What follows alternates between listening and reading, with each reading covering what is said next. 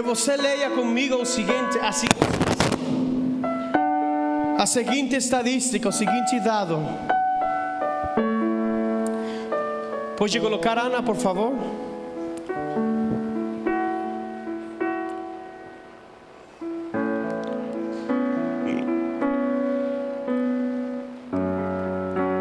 No ano 150 depois de Cristo, havia 40.000 cristãos em Roma, o 0,07% da população do império.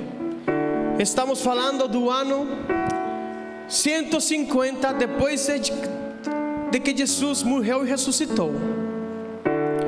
Tinha nesse lugar, na Roma, 40.000 cristãos. 40.000 cristãos que eram perseguidos, 40.000 cristãos que tinham que pregar o evangelho em cavernas, 40.000 cristãos que eram colocados no Coliseu, cristãos que eram ameaçados de morte, cristãos que eram assassinados, cristãos que eram perseguidos.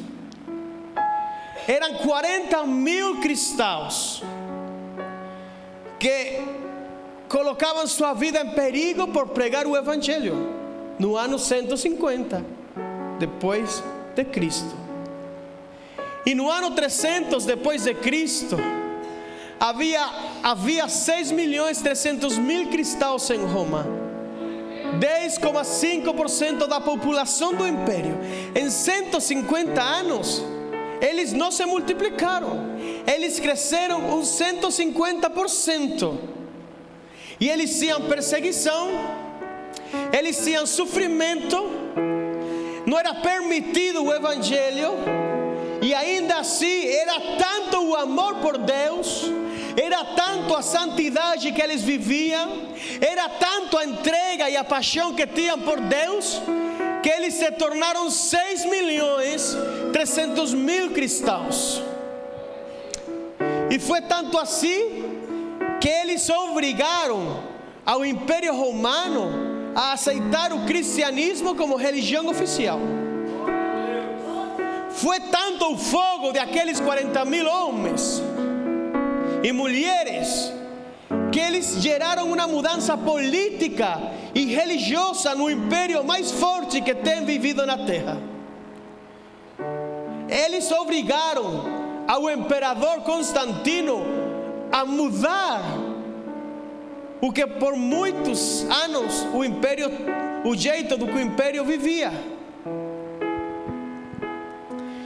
Em 2017, no ano 2017, 2,1 bilhões de pessoas não tinham acesso ao evangelho, 29% da população mundial.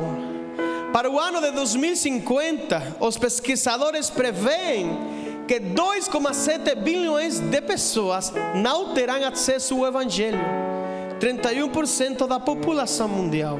O que fala isso? Que cada ano temos menos cristãos, cada ano a igreja perde terreno, a ideologia de gênero cresce, o socialismo, o comunismo, o marxismo, e cada ano que passa o evangelho está chegando em menos lugares. Mas agora não louvamos em cavernas, agora louvamos em igrejas que têm cadeiras. Agora não somos colocados no Coliseu. Agora você tem trabalho, tem direitos humanos, você tem comida na sua geladeira, você tem trabalho, tem aparelhos. Tanto assim que alguns, no meio do louvor, as crianças usam o aparelho. Porque o conforto que temos terminou se tornando em nossa grande dificuldade como crentes. Agora temos tudo: comida, roupa, mas não temos o mesmo fogo que tinham os discípulos, não temos o mesmo fogo que tinham os 40.000 homens e mulheres no ano 150. Pode passar. Um estudo realizado pela Evangelism Explosion nos Estados Unidos no ano de 2022 determinou: apenas em cada 7 cristãos, o 14% dos cristãos diz que tenta ativamente compartilhar sua fé em conversas com não cristãos. Aqui nessa igreja, segundo essas estatísticas, esses dados, 1 de cada 7 de nós prega o evangelho ativamente. Somente o 14% dos cristãos estão pregando o evangelho ativamente. Por isso é que estamos perdendo terreno, porque não estamos compartilhando nossa fé. Temos vergonha de falar. Temos muitas ocupações. Temos muita coisa para fazer e deixamos de fazer o mais importante. Uma igreja fria, acomodada. Por isso Deus está permitindo em nossos países o socialismo e o comunismo, porque Ele traz deserto. O socialismo, a esquerda, traz fome. E ninguém vai me falar que não. Eu saí de um país que temos 23 anos vivendo isso. Mas por que Deus permite? Por que Deus permite a ditadura? Por que Deus permite as pandemias? Por que Deus permite isso? Para ver se você, meu querido irmão, acorda e sai de sua preguiça espiritual. Para ver se você deixa a preguiça espiritual. Se você deixa a apatia espiritual. Somos preguiçosos. O crente não gosta de evangelizar. Não gostamos nem de evangelizar a nossos filhos. Essa última música é minha filha. E a outra é um trabalho de formação. Com Samuel é um trabalho.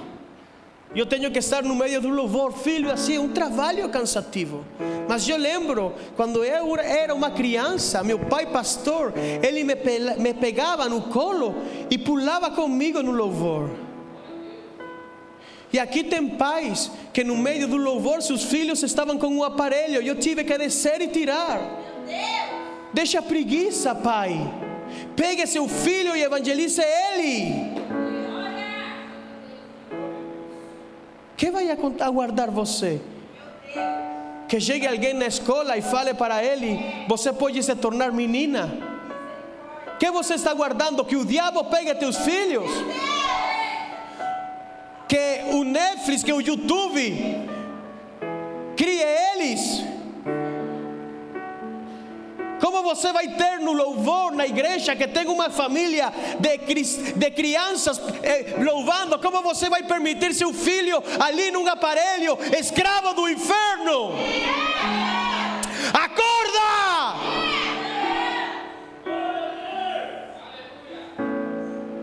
Estamos em uma guerra. E o custo da perda é nossa vida. O custo que temos que pagar é o sofrimento. Não brinque com a vida. Você sabe o que é certo. Pegue seu filho todas as noites e passe tempo com ele todas as noites. Leia a Bíblia para ele. Louva com ele. Então quando ele vem à igreja, ele vai ter um exercício de louvar a Deus. E não vai estar com sonho no segundo louvor. Não vai ter sono e preguiça no primeiro louvor. Mas se você mesmo tem preguiça de louvar,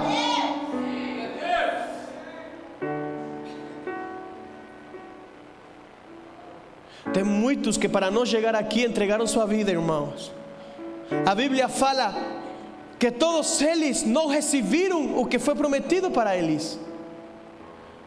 Paulo, João, Mateus, Elias, todos acreditaram e nenhum deles recebeu a recompensa. Recompensa que tem você e tenho eu. Mas o que estamos fazendo como igreja? Quando foi a última vez que você trouxe alguém novo para a igreja?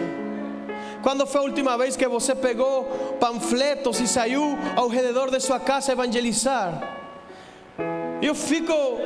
eu fico surpreso, porque ali na minha casa, toda semana uma testemunha de Jeová bate a porta, toda semana um mormão bate a porta, e eu tenho 1 ano e meio e não tenho o primeiro evangélico que bateu minha porta.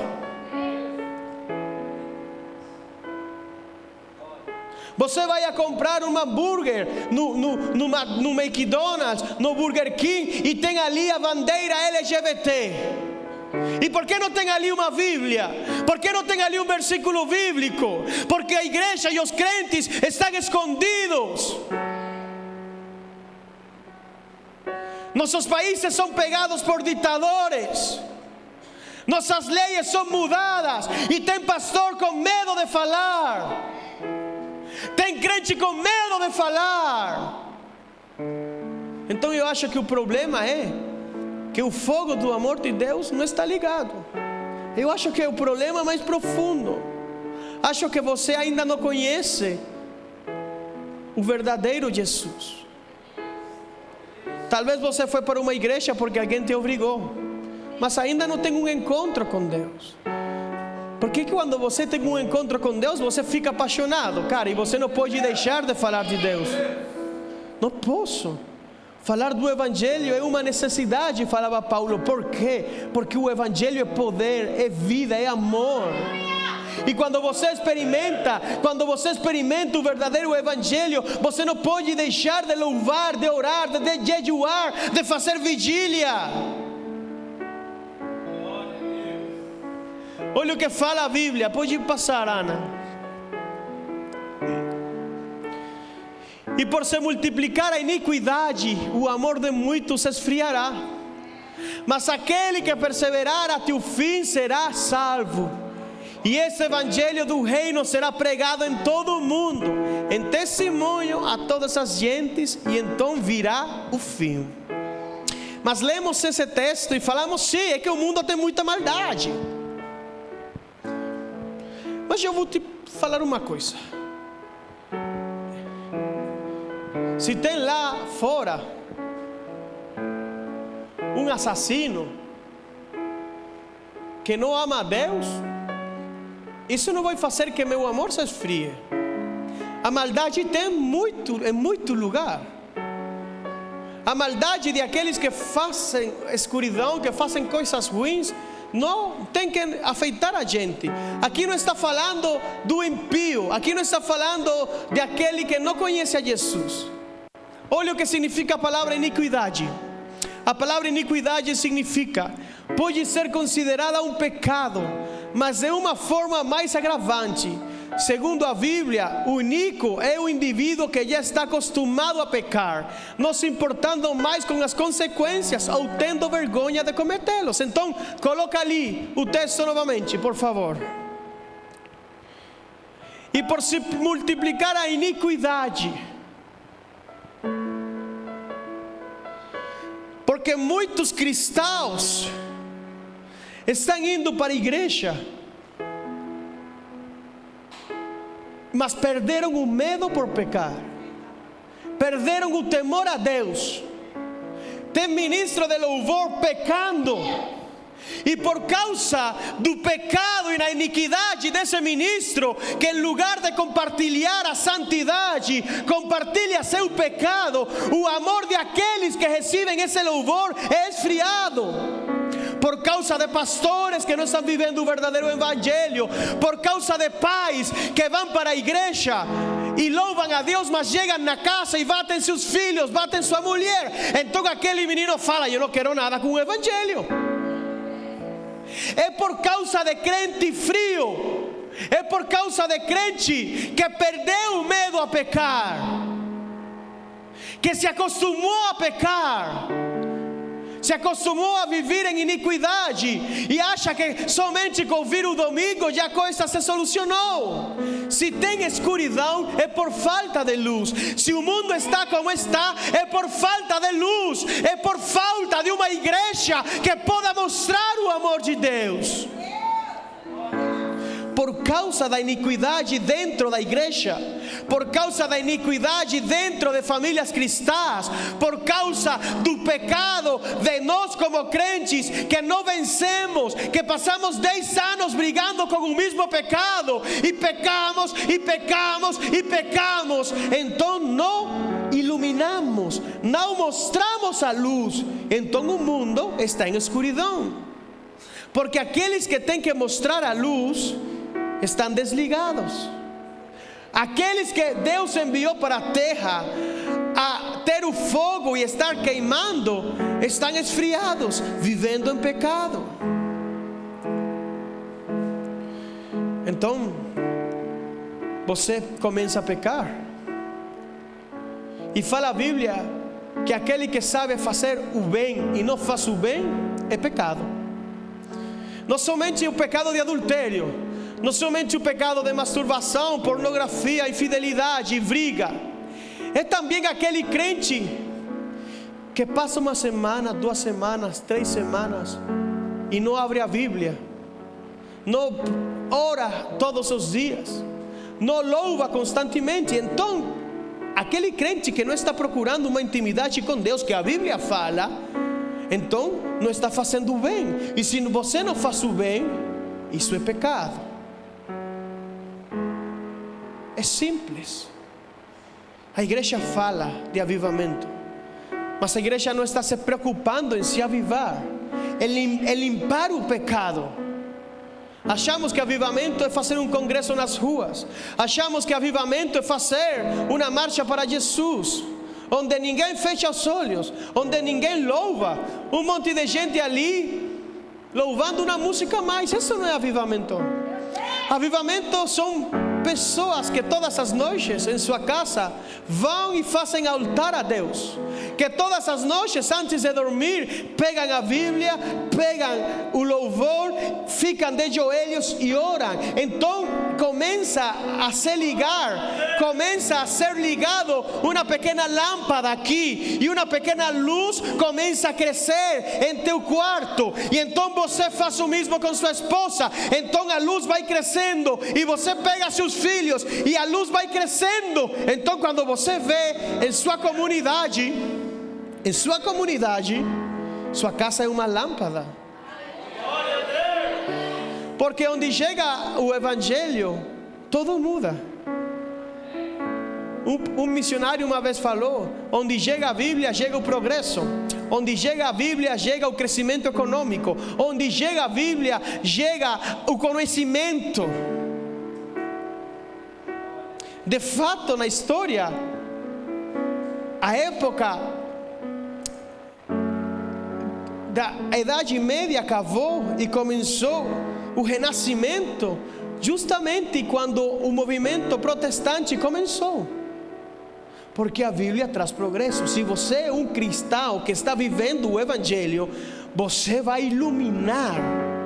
E essa luz é aquela que vai chegar em tua casa, em tua empresa, em teu trabalho, em tua faculdade, em tua escola. Vai chegar nas prefeituras, vai chegar nas governações, vai chegar no palácio de governo. Mas infelizmente nossas lâmpadas estão apagadas, irmãos. Nossa intimidade com Deus está fraca. Nossa intimidade com Deus está falida. Passam os dias e você não vai ao altar de Deus. Depois você vem para um congresso ou para o culto, achando que o evangelista venezuelano vai te avivar. Eu não posso te avivar.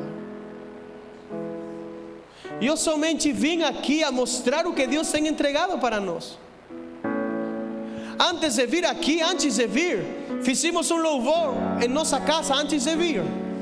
E estávamos orando e Deus entregou outra música para a vitória. Então eu vim somente a compartilhar o que Deus está fazendo em minha família. E eu vim somente a mostrar um pouco da luz que em minha casa estamos trabalhando para acender. Porque estamos trabalhando. para deixar a dúvida, para deixar a falta de fé, para vencer nossos pecados. Então eu venho aqui hoje somente a compartilhar contigo, mas eu não tenho o poder de te avivar. Infelizmente, o crente vai pulando de igreja em igreja, congresso em congresso, aguardando que alguém avive. Você sabe qual é o caminho para se avivar? É muito simples. Você dobra um joelho, você dobra o outro, fecha um olho, fecha o outro, levanta uma mão, levanta a outra, e quando todo mundo está dormido, quando o barulho da cidade apaga, quando você tem dor nas costas porque trabalhou muito e quer dormir, você fala: não, carne, você não vai dormir, porque é o momento de procurar a nosso amado Jesus. E você faz um esforço em cultivar tu relacionamento com Deus. Ali começa tu acordar espiritual. É ali que começa teu caminho ao lugar santíssimo. É ali que começa teu relacionamento com Deus. Mas se você não faz isso diariamente, você não pode vir aguardando que um humano lotado de pecados e erros possa te avivar. Quem sou eu para te avivar? É Jesus, o único que tem o caminho para a vida eterna. Não é o pastor Gabriel, é Deus diretamente. Então você vem para a igreja e você traz o que Deus te entregou. Então a igreja deixa de ser um hospital com um monte de pessoas pecando, com um monte de doentes, e a igreja se torna um lugar de festa, onde tem famílias sendo transformadas, onde tem jovens fazendo músicas, onde tem idosos profetizando, olhando sonhos, onde tem famílias sendo avivadas. Mas você vem com frieza. O que acontece é que deixamos esse lugar muito frio, porque a igreja é uma eclesia, é uma união de pessoas procurando a presença de Deus. É certo, o batera tem que orar para que Deus use ele, a tecladista também, o salmista também, mas você que está na cadeira também, porque o fogo não vem de aqui para lá e não vem de lá para cá, o fogo vem de cima para nós.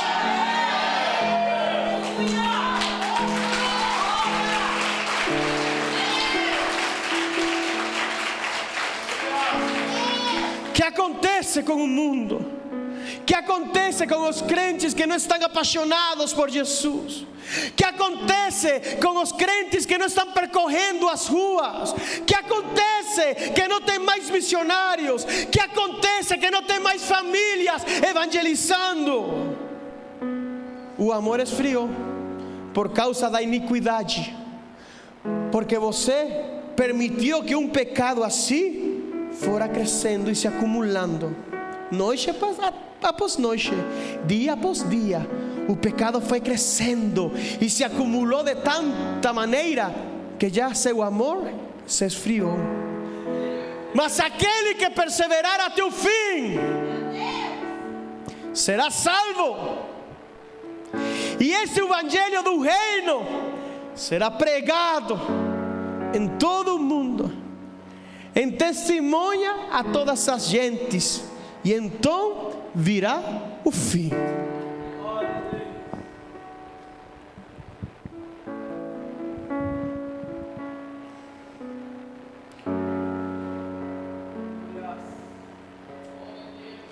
Jesus afirmou-lhe que em beber dessa água terá sede outra vez.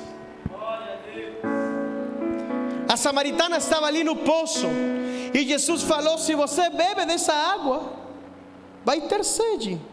Eu estou te dando uma água que de meu poço pessoal, de minha comunhão com Deus.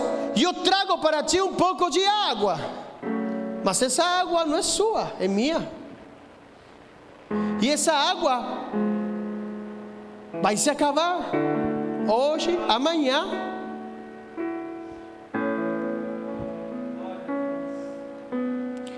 Aquele, porém, que beber da água que eu lhe der, nunca mais terá sede. Ao contrário, a água que eu lhe der se tornará nele uma fonte de água jorrando para a vida eterna.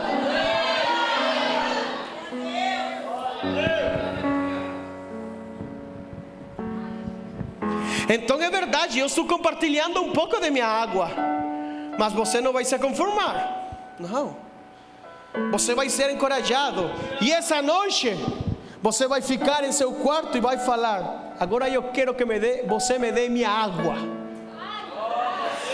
pois eu não vou me conformar com a água que o pastor Gabriel me deu. Não, eu quero minha própria fonte. Eu quero minha própria fonte, meu próprio poço. Então Deus fala: legal, eu estou batendo a porta. Se você abrir a porta, eu vou entrar e vou jantar contigo.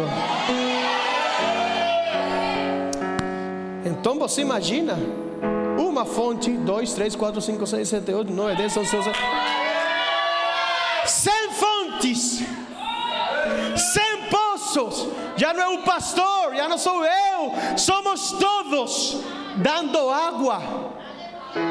Aquele que é músico, fazendo músicas. Aquele que é evangelista, evangelizando. Aquele que tem o dom da comida, fazendo comidas para evangelizar. Aquele que é mestre, ensinando. Aquele que é pregador, pregando. Aquele que é apóstolo, fazendo seu trabalho. Aquele que é médico, levando luz através da medicina. Aquele que é esportista, levando luz através do esporte. Você tem que se tornar uma fonte.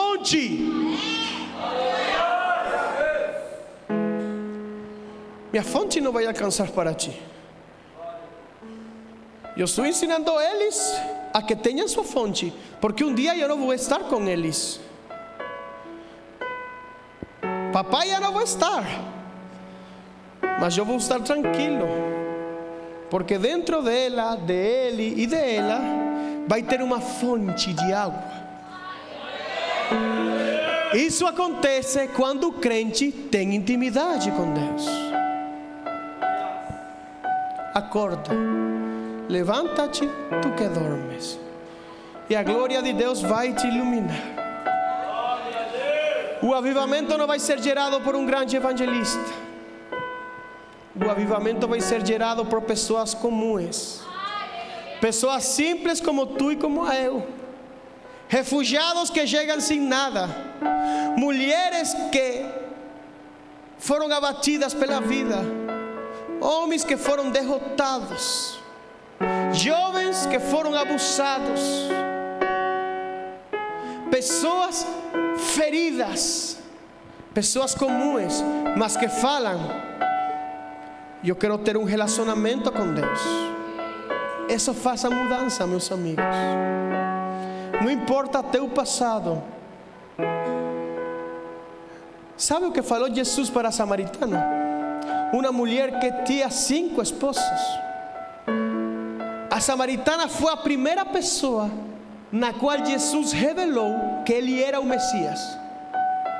Ali no último versículo fala: aquele que te fala, eu sou o Messias. Ele não revelou para o rei. Ele não revelou para os fariseus.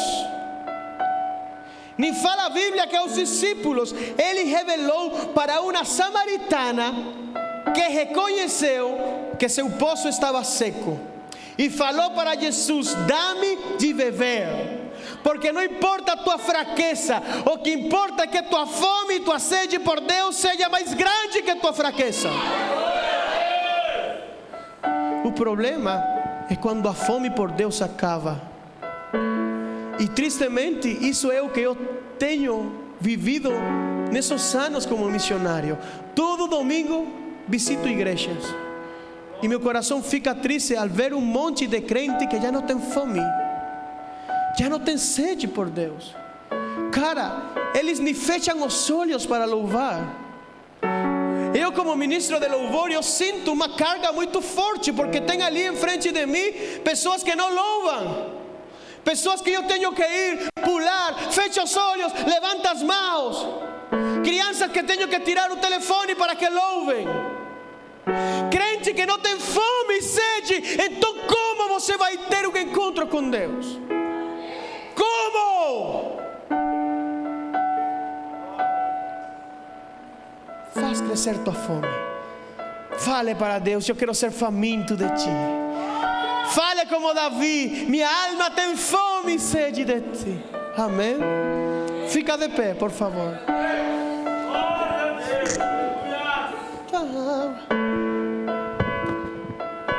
Eu quero compartilhar uma música que é a primeira vez que vamos compartilhar com alguém.